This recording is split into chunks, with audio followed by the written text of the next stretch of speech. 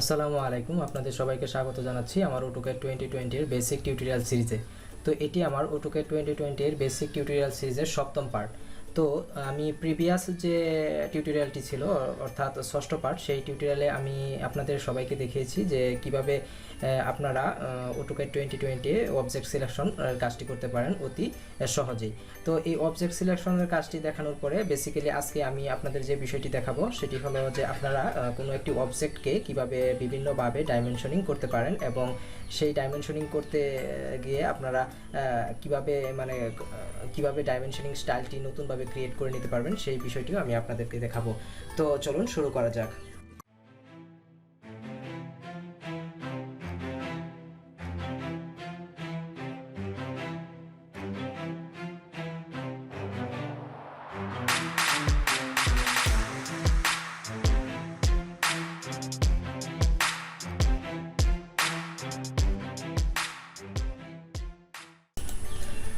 তো আপনারা যারা আমার চ্যানেলে নতুন তারা অবশ্যই চ্যানেলটি সাবস্ক্রাইব করে পাশে থাকা নোটিফিকেশন আইকনটি চেপে দিবেন আমার ভিডিও আপডেট সবার আগে পাওয়ার জন্য। তো তো এখন আমি আপনাদের যে বিষয়টি দেখাবো সেই বিষয়টি নিয়ে আলোচনা শুরু করি।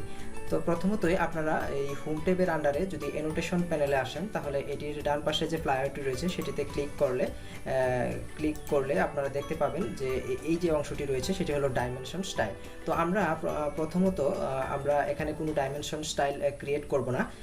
আমরা স্ট্যান্ডার্ড যে ডাইমেনশন স্টাইলটি ক্রিয়েট করা আছে সেই স্ট্যান্ডার্ড ডাইমেনশন স্টাইল অনুযায়ী আমরা এখান থেকে ডাইমেনশনিং করব এবং সেই ডাইমেনশনিং করতে গিয়ে আমরা দেখব বিভিন্ন প্রবলেম ফেস করতেছি এবং ডাইমেনশনিংগুলো মানে তুলনামূলক ক্লিয়ার না। তখন আমরা আমাদের সুবিধা মতো ডাইমেনশনিং স্টাইল ক্রিয়েট করে নিব এবং সেখান থেকে দেখব যে আমরা তুলনামূলক ক্লিয়ার একটি ডাইমেনশনিং করতে পারতেছি।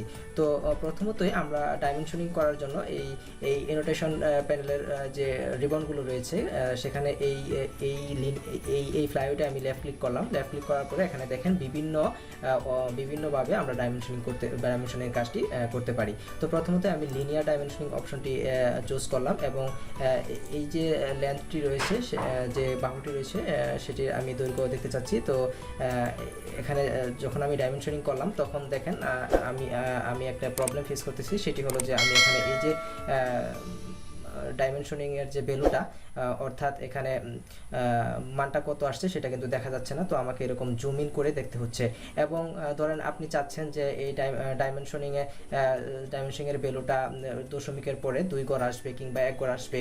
তো এখানে দেখেন দশমিকের পরে 4 ঘর আসতেছে। তো আপনি এরকম একটি প্রবলেম ফেস করতেছেন এবং ধরেন আপনি চাচ্ছেন যে এখানে ডাইমেনশন লাইন যেটি রয়েছে সেই ডাইমেনশন লাইনটি একটি ভিন্ন কালারের হবে এবং এখানে যে এই এরো চিহ্নটি রয়েছে সেই এরো চিহ্নটিও একটু তুলনামূলক বড় হবে।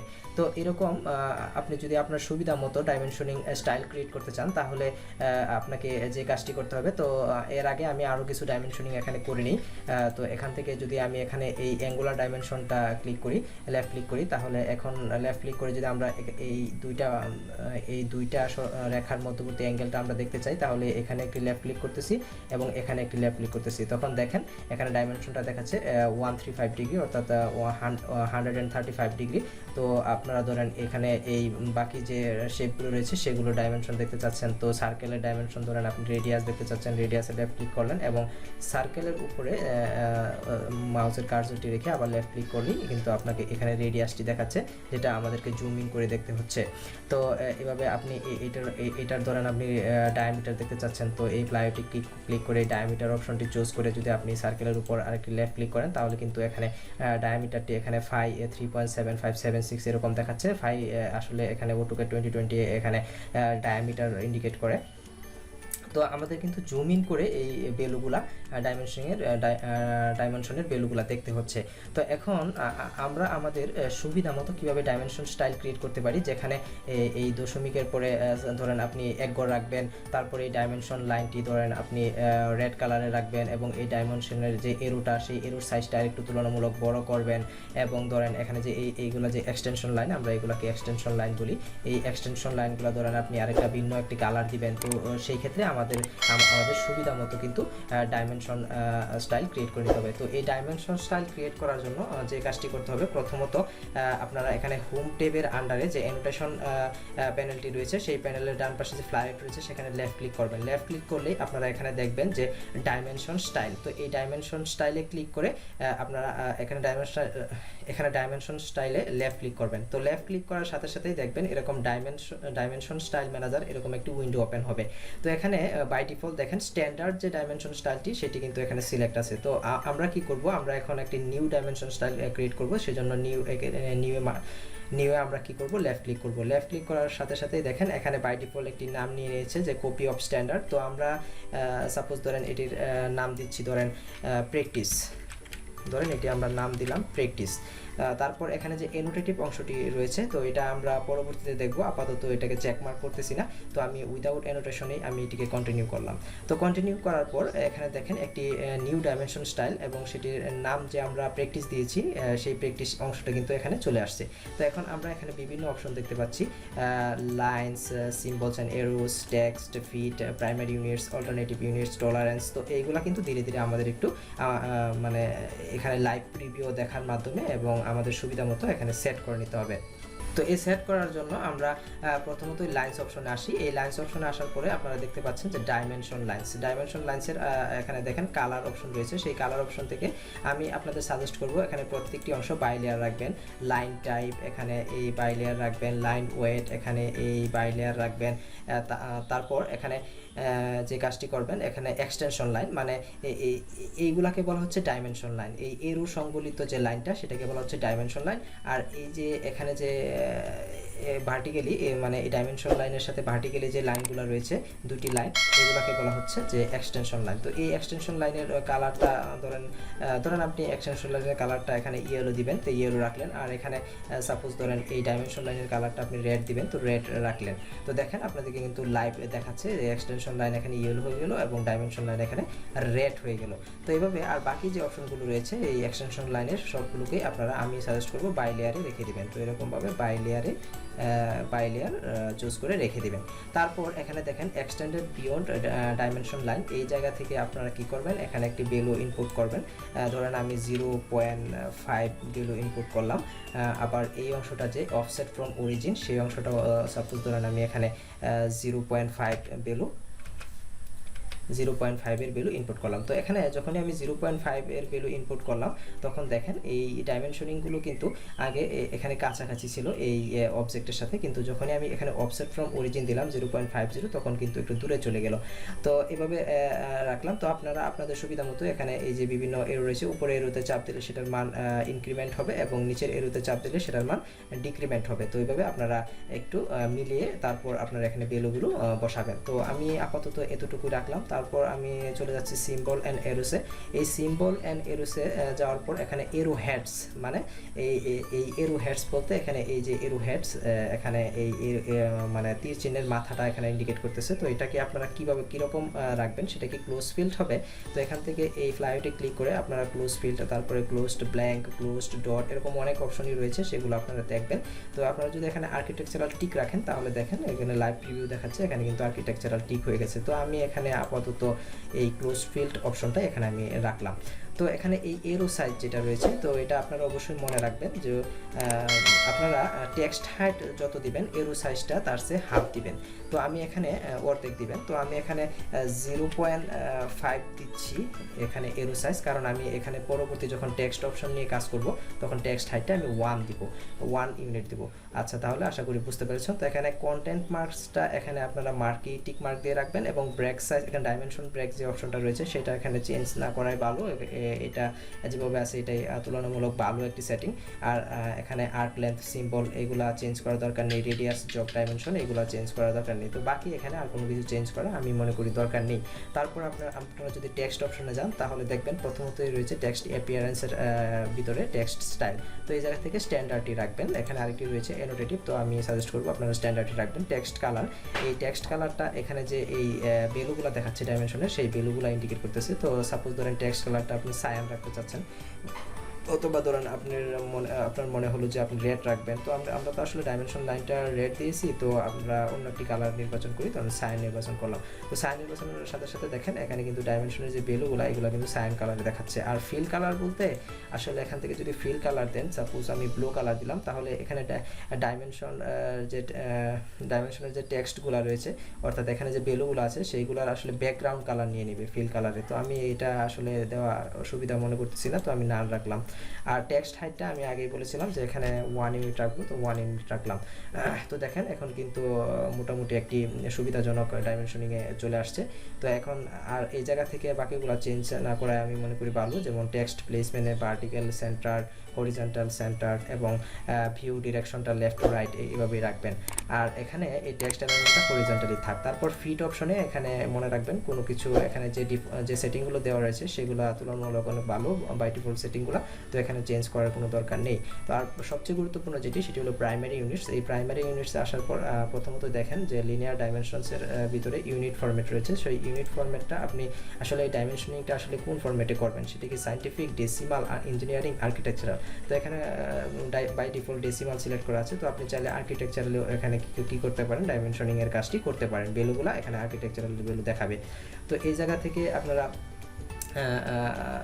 বিভিন্ন অপশন যেমন ইঞ্জিনিয়ারিং এটিও কিন্তু এখানে সিলেক্ট করতে পারেন। তো আমি এখানে আপাতত ডেসিমালটাই সিলেক্ট করে রাখলাম। তারপর এখানে একটি অংশ রয়েছে দেখেন প্রেসিশন।